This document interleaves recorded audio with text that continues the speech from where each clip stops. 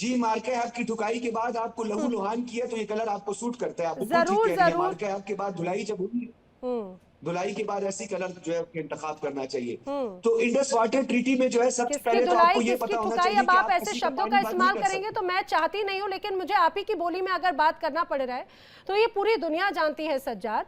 और अगर आप बार बार इस तरह के लफ्जों का इस्तेमाल करेंगे, पता है आप पूरी तरह से डिट्रैक्ट कर देते हैं।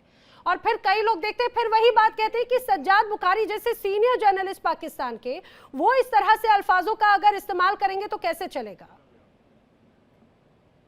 चलिए, मुझे लगता है कि वो शायद डिस्कनेक्ट हो गए हैं। जी नैना, जी जी। अगर मैंने किसी ऐसे अल्फाज का इस्तेमाल किया हो जो कि पार्लिमानी ना हो, जो कि इखलाकी ना हो, जो कि मुहज़्ज़ब ना हो, तो ये तमाम पैनलिस्ट मुझे चैलेंज कर दें कि मैंने कोई ऐसी टर्म का इस्तेमाल किया है। चलिए बोलिए। ठुकाई जो है, देखिए मेज की ठुकाई होती है कि नहीं, मेज की ठुकाई होती है, तो बहुत हुई है ठुकाई आपकी कहेंगे ना लगता उसको। है। तो आपकी ठुकाई हुई है तो मैं इसको ठुकाई की है, तो क्या इसमें जो है आपको जो है इसमें प्रॉब्लम ठीक हो है, रही है? बोलिए देखिए, बोलिए। मैं आपको बड़े वाज़ेह अंदाज आप में बता रहा हूं कि इंडस वाटर ट्रीटी को आप आप अपने यकतरफा संस्कार तौर पर, दिखाएंगे, मैं अपनी। जिसका वर्ल्ड बैंक साजिश से आप उसको मुअत्तल नहीं कर सकते, वरना हम आपका सांस बंद कर देंगे। 10 ओ मिसाइल हमने ठोकने हो। हैं, उसके बाद पानी पानी हो जाएगा भारत, ओ और हो आप हो। इसको संभाल नहीं सकेंगे। अच्छा। इतना पानी मत पिए, पेट की गुंजाइश देखे, पेट फट जाएगा। इतना पानी पीने की अरे हम कोशिश जिसके मत करें। पास जो है वो अपनी उसका कैपेसिटी इस्तेमाल देखें। करेगा, जिसके पास जो नहीं है, मैं तो बोल रही हूँ, ऑफर कर रही हूँ। आप भी आप बोलिए, अच्छे संबंध होते पाकिस्तान और हिंदुस्तान के तो आपको भी वो भर भर के पानी मिलता। आपको पानी के लिए कर्जा लेना नहीं पड़ता ना सज्जाद, अगर अच्छे संबंध अच्छे ताल्लुकात शेयर करते तो। जब तक ये चले कारतूस आपके तज्जियाकार और आप जैसा गोदी मीडिया है, पाकिस्तान के ताल्लुकात कैसे अच्छे हो सकते हैं? आप आ जाते हैं क्यों रोजाना क्यों भाषण देने के लिए, हम पानी क्यों बंद बुरा कर लग रहा है देंगे, आपको। हम ये कर देंगे, हम वो कर देंगे।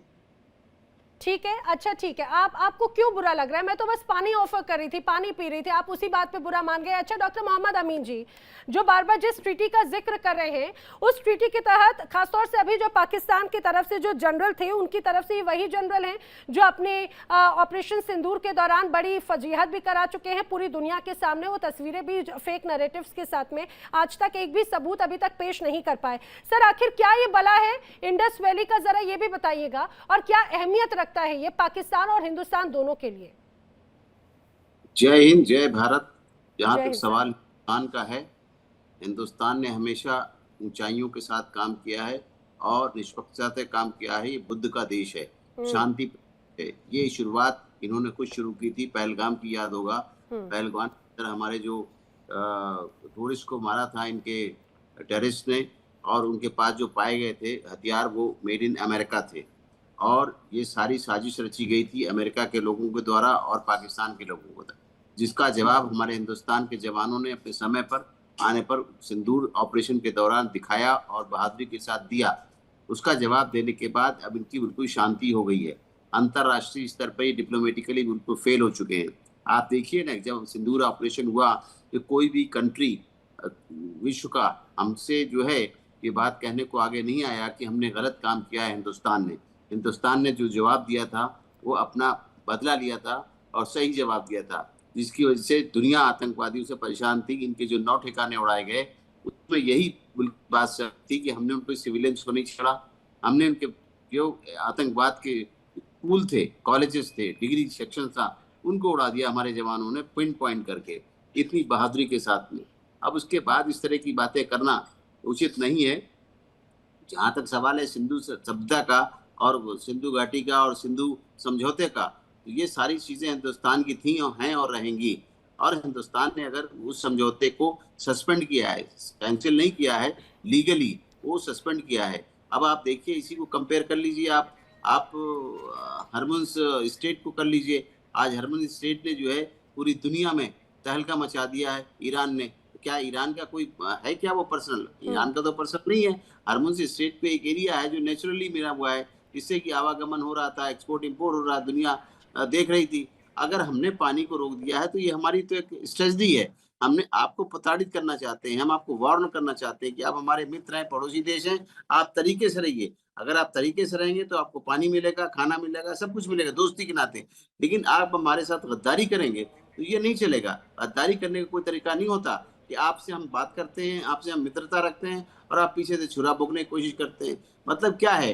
अगर आपके पास खाने पीने को नहीं है तो आप हिंदुस्तान से मांग लीजिए, हमेशा देने को तैयार है, हिंदुस्तान बड़ा भाई है। लेकिन आप बदमाशी करके, गुंडागर्दी करके, आतंकवाद करके अगर हिंदुस्तान से कुछ लेना चाहेंगे तो हिंदुस्तान पानी क्या, आपको हवा भी नहीं रोकने की कोशिश करेगा, हवा भी आपकी रोक दे। इसलिए आप इंसानियत के साथ रहिए, डिप्लोमेटिकली रहिए, शांतिप्रिय रहिए, और एक अच्छे पड़ोसी के नाते अगर रहना चाहेंगे तो है। और वो भूल जाइए, आपको यही दुनिया की ताकत बन चुका है हिंदुस्तान। अब आपको याद होगा हिंदुस्तान की जो दुनिया की ताकत है, दुनिया जानती है इस बात को, हंसने की जरूरत नहीं है। आप क्या खाने पीने की जगह नहीं है, आप पैसे IMF का लोन दे दीजिए, आप यूएई का कर्ज चुका दीजिए। आप देखिए ना, हम किसी से लोन लेते हैं क्या? दुनिया में अगर जाना जाता था तो अमेरिका, चाइना और रशिया, आज भारत को भी जाना जाता है चौथे नंबर पे। आज क्या बात करते हैं, भारत आजाद $700 के, और पाकिस्तान भी हुआ है। आज इंडिया कहाँ खड़ा हुआ है और पाकिस्तान कहाँ खड़ा हुआ है? आप भिखमंगे भिखारी देश की तरह आज भी आप चमचागिरी कर रहे हैं और आप ईरान के साथ गद्दारी कर रहे हैं। आप अपनी फौजें, आप मुसलमान कहते हैं अपने को, आप अफगानिस्तान में लोगों को मार रहे हैं, अपने भाइयों को मार रहे हैं। उसके बाद आप जो है फिलिस्तीन जा रहे हैं, फिलिस्तीनियों को मारने के लिए इजराइल के साथ में। आपसे ज्यादा गद्दार और कौन हो सकता है? आपसे ज्यादा गद्दार दुनिया में कोई नहीं है। आज हिंदुस्तान जो है हेल्प करता है। मैं भी गया हूँ 2004 में अराफात का गेस्ट था, और वहां पे उनको हेल्प लेके गया था, और आज भी हमारी दुनिया से हेल्प जा रही है। इसको अराफात के कंट्री में, यानी इजराइल के अगेंस्ट जो लड़ रहा है। आप इस देखिए ना, फिलिस्तीन को हमेशा हिंदुस्तान ने रिकॉग्नाइज किया है 2 स्टेट के लिए, 2 स्टेट सोल्यूशन की बात है। आप बात करते हैं, आप आज समझौता करा रहे हैं ईरान का। अपनी हैसियत तो देख लीजिए पहले आप। Thank you very much.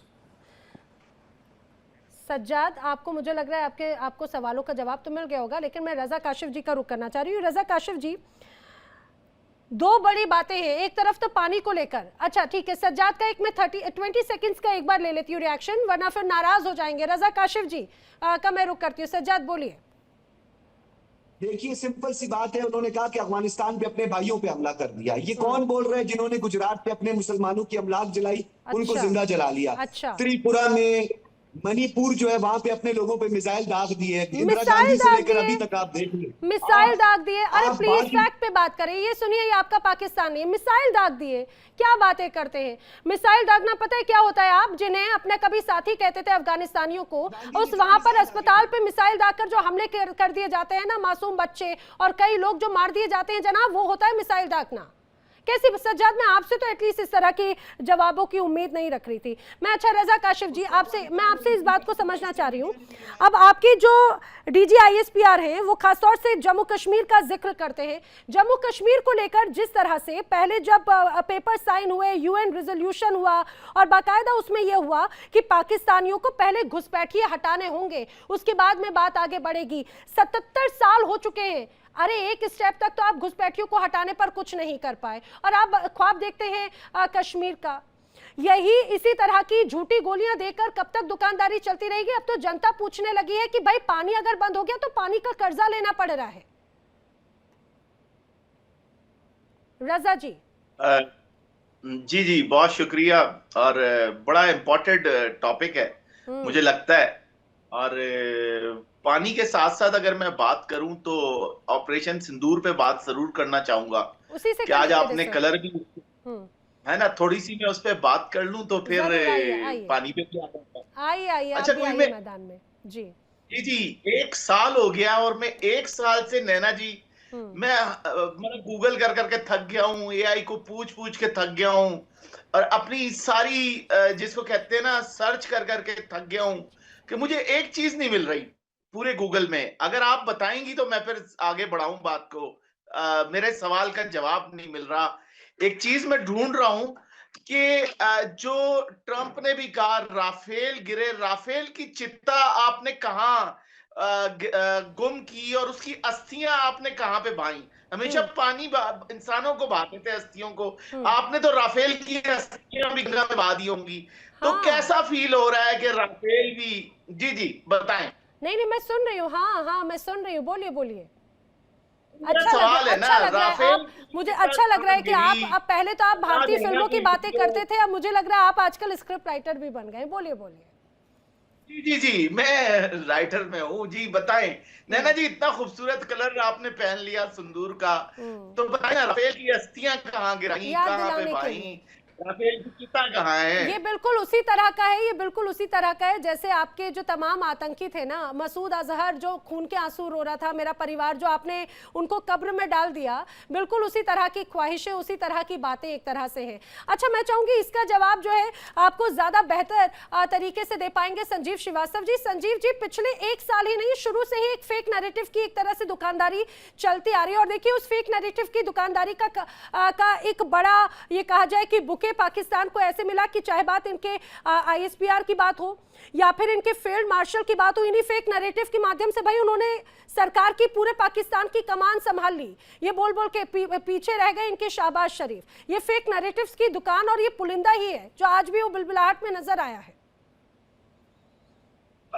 धन्यवाद नैना जी। देखिए, सबसे पहले तो मैं ये कहूँगा कि ऐसे जो लोग जो कि शैतानी सोच रखते हैं और जो कि आतंकी सोच रखते हैं, उनसे इंसानों के जैसे जवाबों की अपेक्षा आप नहीं कर सकते। और ये जो दोनों शख्स अभी बैठे हुए हैं, मैं उनकी भी बातें सुन रहा था, वो बिल्कुल शैतानी सोच के साथ ही यहाँ पर अभी वो बात कर रहे हैं। और शैतानों की सोच का जो जवाब है वो सिर्फ ऑपरेशन सिंदूर ही हो सकता है, जो कि पिछले वर्ष दिया गया था जब ये पाकिस्तान घुटनों पर आ गया था। और जब पाकिस्तान के डीजीएमओ ने जिस तरह से अनुनय विनय की, कृपया छोड़ दीजिए, माफ कर दीजिए, गलती हो गई, रोक दीजिए, नहीं तो हम बर्बाद हो जाएंगे, तब जाकर के भारत ने थोड़ी दया दिखाई और तब उनके पास थोड़ी बुद्धिमत्ता आई। और ऐसा लगता है कि फिर से वही जो शैतानी सोच है इन लोगों के ऊपर हावी होती जा रही है। तो उसका जो जवाब है ना, वो ऑपरेशन सिंदूर, नैना जी ने एकदम सही कलर पहना है। और वो जो कलर है वो आपको जब 2.0 वाला जब जवाब दिया जाएगा तब अच्छी तरह से समझ में आएगा कि उस कलर का क्या मतलब होता है। दूसरा, जहां तक सिंधु जल समझौते का जो प्रश्न है, देखिए, जो एक ऐसी शैतानी सोच जो कि खून को और पानी को एक साथ बहाने के बारे में सोचे, उसके लिए तो सिंधु जल समझौता स्थगित किया, उसको पूरी तरह से एनल कर देना चाहिए। मेरा ऐसा मानना है कि इस तरीके की जो सोच है, अभी तो सिर्फ स्थगित किया गया है, अगली बार इसको पूरी तरह से समाप्त करने का कदम उठाएंगे। और ये जो समझौता है, उसके बाद जो सारी नदियों का जो पानी है, जो 3 नदियों का पानी आपके पास अभी तक हम दे रहे थे, कृपा की जा रही थी, एक तरीके का एहसान किया जा रहा था, उसको भी करना बंद कर देंगे। क्योंकि आपकी जो शैतानी सोच है वो आज भी वैसे ही कायम है। आज भी आप आतंकी भाषा में बात कर रहे हैं, आज भी आप जो है लोगों की गरिमा के साथ जो खिलवाड़ करने की कोशिश कर रहे हैं। हम बड़े जामवाल साहब हो, नैना जी हो, उनके साथ आपने अभी जिस तरीके की भाषा में बात की है वो बिल्कुल आपत्तिजनक है। मैं उसकी घोर निंदा करता हूं और मैं आपको सलाह देता हूं कि ऐसी भाषा में आप बात ना किया करें, नहीं तो इस चैनल पे आपका स्वागत नहीं किया जाएगा। और ये बात मैं स्पष्ट रूप से कहना चाहता हूँ। देखिए, एक बात मैं नैना जी स्पष्ट रूप से कहना चाहता हूँ, जी सर, स्पष्ट रूप से कहना चाहता हूँ कि पाकिस्तान के आवाम के साथ भारत के आवाम के जो संबंध हैं, हम हमेशा चाहते हैं कि अच्छे संबंध बने रहें। लेकिन ये जो पाकिस्तान के हुक्मरान हैं और उन हुक्मरानों को सपोर्ट करने वाले कुछ पाकिस्तान के जो तथाकथित इंटेलेक्चुअल बैठे हुए हैं, उनकी वजह से ही पाकिस्तान का बेड़ा गर्क हो चुका है। ये जो आतंकी आपने पाल रखे हैं, टेरर कैंप्स आज भी चल रहे हैं, आतंकियों को आपने मदरसों में ट्रेनिंग देते हैं, बच्चों को ब्रेन वॉश करते हैं, बिल्कुल सही कहा जामवाल साहब ने। मदरसों में आपने ट्रेनिंग देने का, बच्चों को ब्रेन वॉश करने का काम करते हैं, और उसके बाद जो है जब वो आतंकी बन जाते हैं तो उनको फिदाइन बना करके उनके जीवन को नष्ट कर देते हैं। लेकिन संजीव जी, जब यही मदरसों का जिक्र या उन्हीं मदरसों की आड़ में जो ये कहा जाए कि टेरर कैंप संचालित किए गए, जब उस पर बात पूछी गई तो सज्जाद को बड़ा बुरा लगा, नाराज हो गए। सज्जाद कुछ कहना भी चाह रहे हैं आपकी इस बात पे?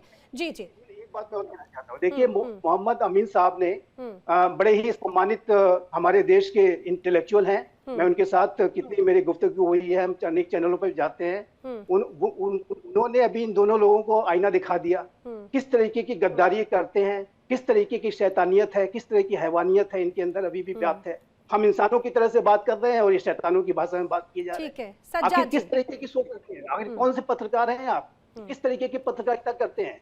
क्या यही पत्रकारिता है कि आप दूसरों का अपमान करें? बिल्कुल गलत है, बहुत आपत्तिजनक है। संजीव श्रीवास्तव जी, आपकी बड़ी कमाल की गुफ्तगू है।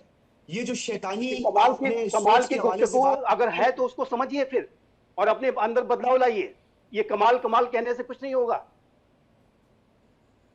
सिर्फ कमाल संजीव कहने से कि श्रीवास्तव कमाल की जी, गुफ्तगू है, कमाल की संजीव गुफ्तगू श्रीवास्तव अभी जी, आप देखिए कमाल करते हैं संजीव आप। श्रीवास्तव जी आप थोड़ा आपकी सुन बातें ले, इस तरह की भाषा में बात थोड़ा करते हैं। सुन ले संजीव श्रीवास्तव जी, आपको कोई आपने कुछ नहीं आपको कहेगा, सम्मान के साथ मैं यहाँ बुलाया जिम्मेदारी है उठाता हूँ। और आप इस तरीके की बातें करते हैं। संजीव ठीक आप है, श्रीवास्तव एक जी, सुन लेते हैं रिटायर्ड सेना के संजीव अधिकारी का अपमान करेंगे, संजीव एक श्रीवास्तव जी, सम्मानित एंकर का अपमान करेंगे। संजीव श्रीवास्तव जी, बिल्कुल बर्दाश्त नहीं किया जाएगा। संजीव श्रीवास्तव जी, संजीव श्रीवास्तव जी, आप आज बोलिए। बड़ा कोट पहन कर आ गए, अपने साइज से बड़ा कोट पहन कर आ गए। तो आपकी स्टिचिंग भी सही नहीं है, पहले दर्जी के पास जाके अपनी स्टिचिंग सही आपकी करवाइए। बहुत पार सम्मान की से नजर बर्दाश्त है किया जाएगा। सज्जाद, सज्जाद आपकी बहुत पार की नजर है, आपकी बड़ी पार की नजर है, बहुत बड़ी गहरी समझ रखते हैं। कैसी कैसी आप जाने कहां कहां से तर्क लेकर आते हैं। कभी मंदिर शिवलिंग पर चढ़ाने वाला दूध और पानी की बात करते हैं। आप में समझ नहीं पाती, आप टेलर हैं, आप आखिर हैं क्या? आप तो भाई मुझे लग रहा है कि सर्वज्ञाता बन गए हैं कि आप जर्नलिस्ट हैं, एंकर हैं, टेलर हैं। अच्छा, मैं बिल्कुल समझ सकती हूँ कि परिस्थितियां सब कुछ सिखा देती हैं। पैसे की कमी, कर्जे में डूबा हुआ देश, पानी भी नहीं, सब कुछ सिखा देती है, मैं समझ रही हूँ। और मेरी बात आप सुन ले, थोड़ा सा सब्र कर लें। देखें, अगर आप सुनेंगे नहीं तो आपके जो अनभक्त हैं वो खुद समझ जाएंगे कि ये पाकिस्तानी पैनलिस्ट को बात नहीं करने देते। पहले आपके गोस्वामी को जो अरे ब्रिटिश क्या मीडिया सुनेंगे, रेगुलेटर क्या जो है, सुनेंगे, वो पनिश क्या कर चुका सुनेंगे? है। पाकिस्तान की तरफ से जो गेस्ट बैठ रहे हैं, अगर वो कुछ तर्क की बात करें तो समझ में आएगा ना। अब तर्कहीन इधर उधर की अगर बातों को घुमाते रहेंगे तो कैसे चलेगा? सज्जाद, बात पूरी कीजिएगा प्लीज, टाइम किल मत कीजिएगा, बोलिए। पैनलिस्ट जो बातें करते हैं, ये आपको बुरे नहीं लगते जब ये जो शैतानी किस्म की बातें करते हैं? ये उस टाइम इन्होंने वो शैतान का जिक्र क्यों नहीं किया जो कि शेख की धरती में सबको नापाक कहते हैं और ब्राह्मण को पाक कहते हैं? इन्होंने उसको शैतान क्यों नहीं कहा? आरएसएस की आइडियोलॉजी को क्यों इन्होंने शैतानी नहीं कहा? इन्होंने वो जो क्लैश ऑफ सिविलाइजेशन की शैतानी अरे बड़ा खौफ है। अच्छा ठीक है, ठीक है, ठीक है, सुनिए सुनिए सज्जाद, फिर मैं आपको काटूंगी तो फिर आपको लगेगा कि एंकर बोलने नहीं देता। आप जब अगर इस तरह के तर्कों पे बात नहीं करेंगे तो फिर मुझे रोकना ही पड़ेगा ना, क्योंकि बाकी गेस्ट की बातें बड़ी सेंसिबल हैं, मुझे सबका रुख करना पड़ेगा। राजा काशिफ जी भी तो बात कर रहे थे अभी। इंडस वाटर ट्रीटी पे आ जाए, मेरे साथ बात करें, आ जाए इंडस वाटर ट्रीटी की। ठीक है, डॉक्टर मोहम्मद अमीन जी इंडस वाटर ट्रीटी पर बात करना चाहते हैं सज्जाद बुखारी। ये बात क्या करना चाहते हैं, बात करिए, बताइए सज्जाद। नहीं, आप लड़ेंगे और आप चाहेंगे कि हम आपके साथ डिप्लोमेसी करेंगे, यानी हम आपको पानी देंगे। कैसे देंगे हम? आप जवाब दीजिए। आप क्यों हरकतें करते हैं ऐसे इंटरनेशनल लेवल पे? आपको पता है भारत हमारा क्या है स्टेटस उसका? आपने पानी रोकने की बात की, हम आपका सांस बंद कर देंगे, चुप की बातें करेंगे। अरे किस मुंह से सांस बंद करने की बात करें सज्जाद? मोहम्मद अमीन जी एक सेकंड, पाकिस्तान में हर साल बाढ़ आती है जनाब, आप याद रखिएगा। पानी आपका बर्बाद होता रहता है, अभी तक आपकी वाटर हार्वेस्टिंग की कुछ व्यवस्था नहीं है। 65 साल से ज्यादा का वक्त हो गया, पानी की कमी की वजह से आपको कर्जों पे कर्जा लेने की बात करते हैं और आप बात कर रहे हैं सांसें बंद करने की। कैसे सांसें बंद करेंगे? क्या करेंगे? कश्मीर का ख्वाब देखते हैं। अरे अपने हिस्सों को तो जरा पाल लीजिए।